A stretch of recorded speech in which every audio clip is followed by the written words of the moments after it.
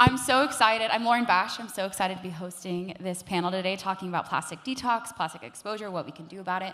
And I quickly want to go down the line and just have you all introduce yourselves and maybe how you're related to the conversation about plastics. Jasmine McDonald, associate professor at Columbia University. My research really looks at endocrine disruptor chemicals, or plastics, as it relates to health. My name's Josh Murphy. I'm the co-director and producer of The Plastic Detox, and I'm a storyteller that tells story at the intersection of humanity and environment. And health is one of those really important intersections, and I feel very, very honored to have these two people on either side of me because they were a huge part in making this film. And I'm Rev Yearwood. I'm in the film. I'm also the president and CEO of the Hip Hop Caucus. Thank you. Man, I should have led it with that. I'm also the senior advisor to Bloomberg Philanthropies, which is important for our work doing beyond petrochemicals. And I'm now, as a funder, a part of the Culture Funders Group, which is a group that is working to fund work around how do we put more culture and climate together. And so I'm just really excited to be here. Let's give a round of applause for, What a great panel. The new Netflix original documentary, The Plastic Detox, reframes the global plastic crisis into something deeply personal by taking the health approach. I'm a new mom. I have a 3-month-old at home, and I was thinking a lot about detoxing plastic out of our lives as we were trying to get pregnant. And now I'm at the age where I have a lot of friends who are trying to get pregnant and are running into infertility issues. And so, Josh, my question for you is, what motivated you to use infertility as your angle for this story? It's a good question. I think all the issues that we deal with, that we want to learn more about, have to be told through character and through people. There's so many issues we need to pay attention to, but we can't connect unless we have a person to connect to. And so we looked at all of the different health implications of plastics and exposure to plastics, of which there are many. And we were trying to figure out how best to tell that story, and then through Dr. Shauna Swan, we were introduced to this fertility study, an idea that she had, never done it. And we thought, this could be the way to see struggle and to see people who have to deal with this, this toxic exposure, toxic trespass, people would say, because you're being exposed without your consent. And so the stories of the people in the film and through Shauna helping them is what grounded the whole entire thing, because we've seen films told about plastics in the environment. But it straws up the nose of the turtle, the ocean garbage patch, and people still go on with their life. But now when you see this film, and I hope it's a film you can't unsee, then you start saying, well, what about me? What about the pollution of the sea inside me? Right? And when you do that, then you start to use all of your stories that you tell yourself and that we tell others that influence our behaviors to say, I need to look at this differently. And that was the whole goal with the film. When Louie and I set out to make the film, it was how can we tell a story that makes people, after seeing it, re-question their entire relationship with the material. And now when we look at it, it's so funny to see some of these social media bits, of course, people are just tossing everything plastic in their life that they can because they have to after seeing it. And I'll quote this beautiful quote that I have to attribute to Rev telling me the very first time I met him, but it was a quote about this amazing, this amazing black author and filmmaker, Toni Cade Bambara. And she said, the goal of the artist is to make the revolution irresistible. That is what we need to do. We can't tell you what to do, but we can make it so compelling that you have to do it for yourself. That's the goal. That's what we try to do with this film. Beautiful. Yeah, it's beautiful. That's definitely how I felt. I think a lot of people were like auditing everything in their lives afterwards, and then you can't unsee it when you're like, the one that tripped me was the black plastic on the cooking utensils too. I was like, this is on everything. Yeah, it's on everything. Rev, you're featured in the documentary as an expert. So what drew you to this story, and what do you feel like audiences watching, what's the opportunity for them? Yeah, well, I mean, so I'm an expert for all the wrong reasons. And that's because I'm originally from Louisiana. I'm from a place that's called Cancer Alley. It's an 85-mile stretch of land between Baton Rouge and New Orleans. I'm also, being from Louisiana, I came into this climate movement through the aftermath of Hurricane Katrina. And so literally seeing my community drown and die, and then being from Cancer Alley, seeing people with petrochemical facilities pollute. We have literally some of the highest rates of cancer. It's so bad that even our pets have cancer. We have dogs that are dying from cancer. So it's a very bad situation. So because of that, our job, and one of our colleagues and one of our fierce fighters is Ms. Sharon Levine, who you'll see in the film, with Rise St. James, is taking on the Formosa plant. And I just want to kind of stop there because, and we'll probably come to this later, but I have to give a shout out to particularly, first, Happy Pride Month, everybody. Say that.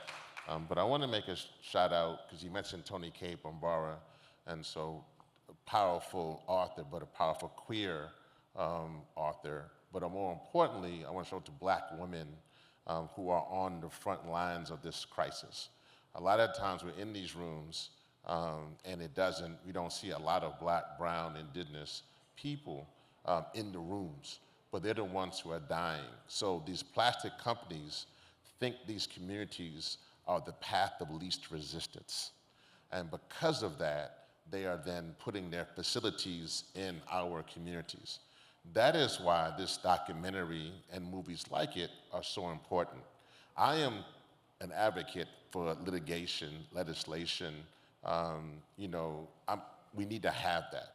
But I think that if we don't have production and if we don't have storytellers, we're not winning. As a matter of fact, we are in a climate crisis, no matter what mayor, candidate, whoever doesn't want to believe that.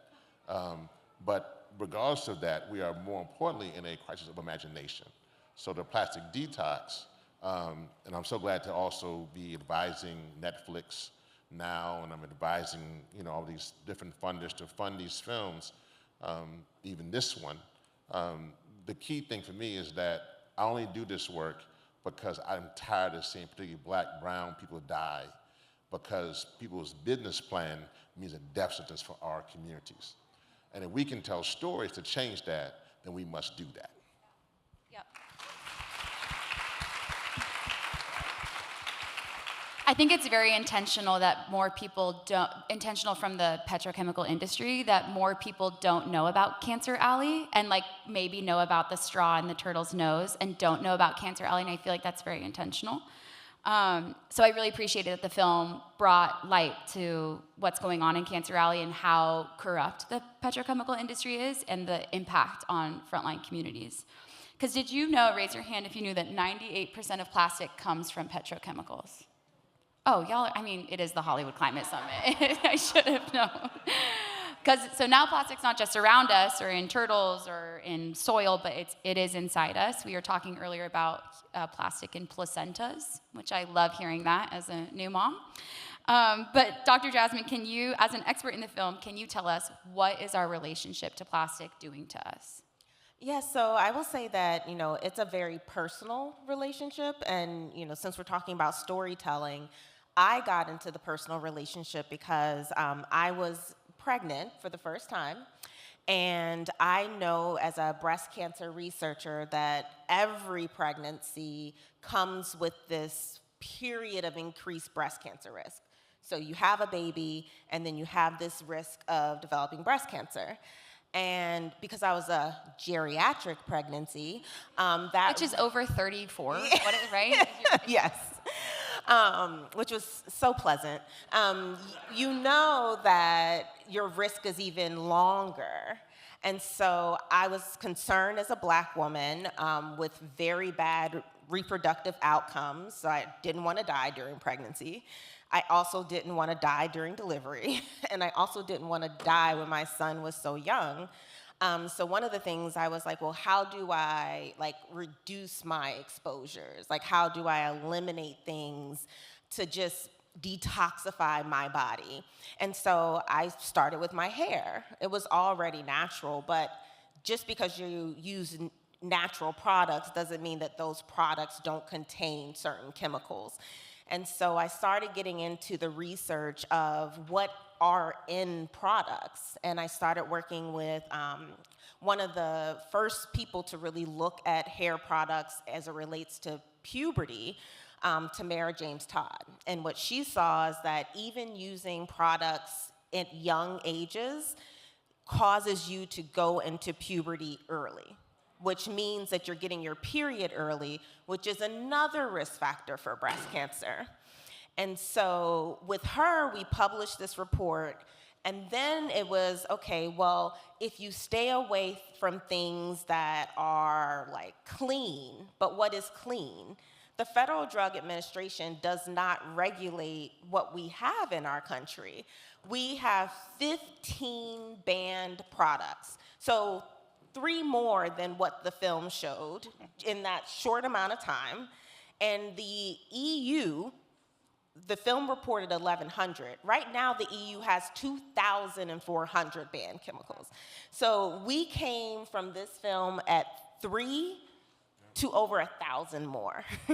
And so I felt like, as a Black woman, there were so many things against me, and I was trying to reduce my exposure because it was personal. But even finding those products, even finding things that were safe, that were regulated, was so challenging. So I came into this space as a scientist who is also a storyteller, but we tell our stories through evidence. And our stories are important because what we do is give that evidence to the film industry. We give that to our communities so that they're backed by all of the statements that they make. They know that it's grounded in science. And Black women are very underrepresented, but in this aspect, you have some strong leaders. Tamara James Todd, Adana Llanos, Tracy Bethea, Dede Tete. We're all telling these stories because we know that a science story really is what makes the policies change because it's based in truth. So good.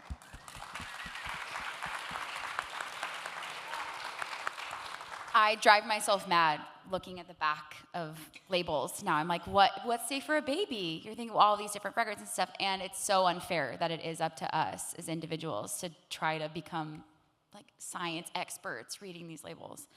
Rev, you had mentioned Cancer Alley, and so we were talking about the impacts of plastic on us and on our bodies, but do you want to talk more about Cancer Alley, and we can look at the clip that you had brought? Yeah, well, let's go to the clip right now. Yeah. There is a region within Louisiana, from Baton Rouge to New Orleans, and that is Cancer Alley. One of my co-workers, she died with cancer. Right there in that house right there. When you go straight, my uncle and his wife both have cancer. My neighbor on one side of me, she had stage 4 cancer. Went in the hospital, I ain't never seen her no more, she died. After the planes came here and started polluting, Oliver died. Oliver got sick and died. And I know because I was dating him. And my friend Matt just died. Matt told me to fight. And I'm gonna fight for Matt. Miss Sharon, we done drove just about a mile, and you done caught about 40 people out who didn't die. Yes. It hurts, but I know all these people, and they're dying.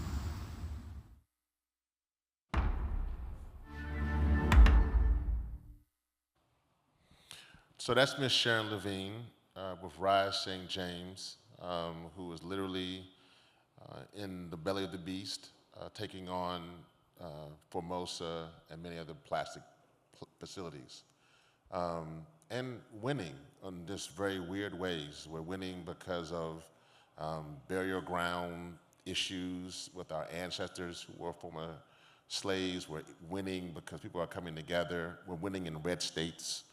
But I wanted to say this, because I think this is important for this audience. And because I saw all the hands go up, people knew what Cancer Alley was, people know the plastic issue. I think the thing here that I want to really say is this.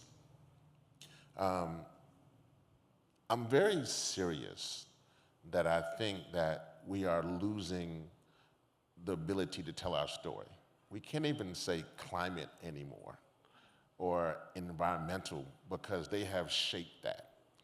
I honestly think that us telling our story is critical. And so I wanted to say this, that for those who are showrunners, those who are producers, those who are directors, writers, to what Doc was saying is so important. If we can infuse these stories into our scripts, not just our documentaries, which is so important, thank you Josh and the whole team, but if we can infuse this like into what we've done with so many other stories, then we can change the narrative. That's why this conversation is so important, because we're losing on the narrative. Because how we as a climate movement have told this story is we've told this story through an element of trauma porn. In other words, black, brown people dying, and for some reason, a lot of folks in the climate movement getting their kicks out of that. That ain't how we gotta tell this story. We have to tell this story in a way that captivates, and it also allows for black, brown people to also tell the story, and for them to be funded to do documentaries, to be able to do movies. That is how we win on climate.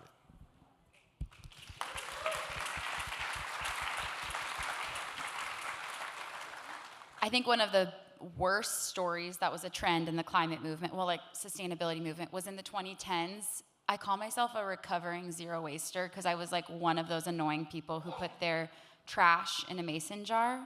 Was there any zero wasters in here? Yes. We almost followed some of those in this film, and we were like, I don't think we can do that. No, I think we've come a really long way, you know, because it was like low-key, not even low-key, it was so performative of like, look at my perfect little life and all my trash bits in this mason jar. And it's so unattainable and just not realistic and not sexy at all. So how do any of you or all of you feel about how we make a plastic-free or a low plastic life feel be accessible, attainable, and fun and sexy? Well, I think it's kind of fun to know that you can have children if you choose to. I think it's kind of fun to know that your health status is improving when you remove plastics from your life. I think it's kind of fun to kind of have a little bit of a micro challenge to say, how do I look at the things I use in my day-to-day life differently? And I think people have seen that kind of challenge and have said, you know, it's pretty small investment. I mean, we're exposed to plastics through inhalation, absorption, and ingestion. Those are the three major ways. And so if you can just make small changes in your life that say, how do I get this stuff in me? Most of it is around food and products that we use on our skin. Some of it certainly is inhalation, which is a little harder to control. But when you look at it that way and you kind of break it down, which for some people is pretty fun, then you start to say, wow, I have agency in the outcome of my health. But I'll tell you, going back to Rev's bit about story is where it starts. Yeah. Like nobody does anything until we're told a story. Nothing. And if you look at the stories that go all the way back, some of the oldest stories, religion, right? Religion told us, hey, what's appropriate? How do we live life? And we now have to adapt those stories into an age where we're 9 billion people on Earth. Those stories came from 2,000 plus years ago. And we have to say, how do we consider those and also rewrite stories? Because we will never succeed going forward if we only look backwards. We have to rewrite these stories and we have to kind of live them to be able to gain the benefits of what they can tell us. And that's kind of what I try to do in all my film, is to try to use those stories to allow the audience to do a little bit of work that then engages them into something they kind of want to do, because once they found it out, they're like, they enjoy the process. Dr. Jasmine, Rev? Well, I don't know about the sexy part, but I feel more like the winning part. Like, as a busy mom and as a single mom, when I look in the refrigerator and there's no food, but yet I make a full course meal for my son, I'm winning. When I have to do his laundry because he'll try it on and call it dirty, and I gotta fold all those clothes, and I do, that's winning. But that's like a routine that is so consistent and so constant, and it doesn't change. What I like about the plastic detox is that I have new pans. I'm winning every day. Like, it's a solid win. It's part of my routine. I cook every day. I'm cooking with the appropriate utensils, don't have to think twice about it. And that's what I like about it. It's not something that I have to labor about and think about. It's something that if I look at my routine and I pick that one thing, we don't have any plastic water bottles in our house. I mean, I have them in the garden to water my plants because they were left over when I bought the house, but we don't drink out of plastic water bottles. And he knows that. And so another thing that, you know, if you want to call it sexy, is that his sperm should be great when he gets older because he is benefiting from this routine that I'm instilling in him at a very young age, that he's going to grow up where it's second nature. So if you're thinking it's challenging, he's just going to think like, hey, like, I do this all the time. Right. So I think of myself as winning and preserving his sexiness, and that's it. That's so good. I think I want to hear we have room for one question from the audience. Does anybody have a question? Otherwise, I could ask them one too. Well, can I add to something? Yeah. Mark was saying that's important. I think that's important for this process. So the documentary was the first part. Please watch it. Please tell your friends to watch it. I think the second part is the impact, which is doing screenings, going out into communities, going to community centers, churches, and then showing it there, because that's actually where people can actually engage with it more. I think that I'm very happy that in the documentary, it has an element of social media, and it's kind of funny how social media plays out kind of in real life, talking about the documentary, which was one of the great things about it. So I just want to say that there's some steps that we also must hone in to do better as we are doing storytelling, using documentary. Documentaries are also tough now. It's hard to get them on streaming services. And so we have to really do a better job of that. I'm very blessed to be an EP, because I'm now going more into my Hollywood side. I'm the executive producer for upcoming film called The Statement. It's a movie about the climate. It's directed by Tom McCarthy, and it's starring with Paul Rudd and Paul Giamatti and Tony Evans and many other superstars in that movie. But when it comes out next year, you know, it'll be about climate, and it'll be something which people will get behind. But again, if we are not a part of that process, even in how it's being told, we won't win. So I think that we must not only tell better stories, but how we make sure that better stories are being told to our community, and our communities are a part of the storytelling process. So we have to just figure out how to streamline all this so we can move things forward. Because right now, if we just have a bunch of movies about dolphins, which is, I like dolphins, to be very, very clear. Red don't like dolphins. But we got to just do a better job in that aspect, to just making sure that how do we utilize this storytelling process to raise awareness for our communities in the long run. And if we can do that, then again, we can win on climate. I want to make sure, I think they're bringing a mic to you. I see you here. If not, you can shout it out and I can repeat it if people can.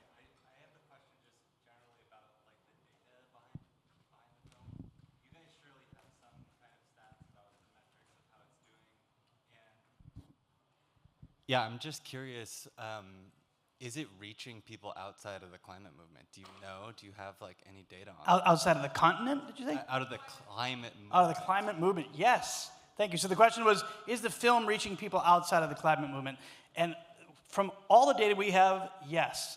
And one of the things that I think pulls people into it is the fertility story, right?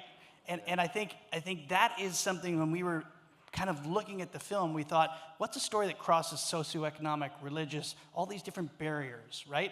Fertility is a shared part of the human experience. And you might choose not to have children, but if you know that it's impacting people's fertility, what else is it impacting? And so yes, it's actually, most of the people are kind of new. They know about environmental issues, but it's the health side. So interestingly enough, it's also crossing ideologic barriers. 2 weeks after the film was released, RFK Jr., who there's lots of things you can agree with or not agree with his policies, launched the STOMP program, Systematic Targeting of Microplastics in the Human Body. So this is an issue that is not ideologically centered on one side, which sometimes the climate issue is. It's something that people are realizing is, it doesn't matter who you are. If you're impacted by exposure to plastics, you can do something. And that's what's kind of driving that change. Well, congratulations on that. Well, thank you. Thank you. Well, I want to ask on the right side, which is also very exciting. So people like Joe Rogan, which is in the film, and others are picking it up. And I mean, different reasons. So you have me on one side talking about petrochemicals and cancers, which is, you know, I'm fighting, and we fighting that good issue. And then on the other side, you know, a lot of young men are upset because they're finding out that plastic, you know, makes their junk a little smaller. So I'm like, listen, whatever brings you to the party, you know what I mean? For me, it's fighting facilities. For you, it's making sure your penis is a little bigger. Whatever it is, whatever we gotta do. But clearly that has brought us together. And if that can bring us together, plants or penises, then let's do it. And I'll say too that unfortunately, in this world, if you want to make real change, attack guys' balls. That's when change happens. And it's terrible to say it, but it's true. All of a sudden, the men are like, whoa, well, hold on a second, what? And that's where positions of power, unfortunately, they shouldn't be this way, skew so much male, then they pay attention. And so if that's something we've been able to grab, then good. I'm just thinking of like the TikTok clip if they like just extracted 15 seconds from this panel. It'd be like, what were you talking about? I think we have room for one more. Yeah, Tony Cade Bambara, the role of the artist is to make the revolution irresistible. That's it. And this guy was the one that taught me that. I have that on the top of my computer. And every day I look at it and say, that's my job. That is my job. My job is not to tell, it's just to inspire. And that's what I learned from this amazing person and Rev teaching it. I want to close with Dr. Jasmine Yu giving us like a word of encouragement or an actionable step or something that we can leave. We talked about after watching the film, everyone felt invigorated and empowered, but what's your words of empowerment for us today? Well, one thing I want everyone to know is that small changes do lead to biological differences. Like, I do studies where baseline measure of urine, you change your products, 3 days later, another measure of urine, you will see changes just in 3 days. You will see reductions in your phthalates, which is a endocrine disruptor chemical that is commonly found in personal care products. So what I say is that don't think of this as insurmountably impossible. Small changes really do biologically matter. And to think about your routine, your household routine, and choose that one simple thing, and then you're done. Choose that next one simple thing, and then you're done. This is something that you can totally actionably do and see outcomes. Boom.